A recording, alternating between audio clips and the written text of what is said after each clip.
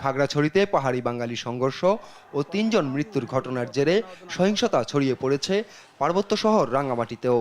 জেলায় শুক্রবার সংঘর্ষে মারা যান ১ জন আর আহত হয়েছেন কমপক্ষে ৫০ জন।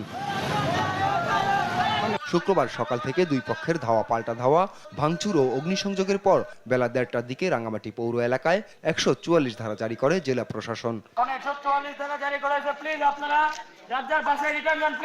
এদিন সকালে খাগড়াছড়িতে সংঘর্ষ ও মৃত্যুর ঘটনার প্রতিবাদে রাঙ্গামাটি শহরের জিমনেশিয়াম চত্বর থেকে মিছিল বের করে কয়েক হাজার পাহাড়ি। মিছিলটি শহরের বনরূপা এলাকায় গেলে সেখানে ইট পাটকেল নিক্ষেপ করে বাঙালিরা। এমন অভিযোগ এনে বাঙালিদের বেশ কিছু দোকানপাট, বনরূপা মসজিদ ও কয়েকটি যানবাহন ভাঙচুর করা হয়।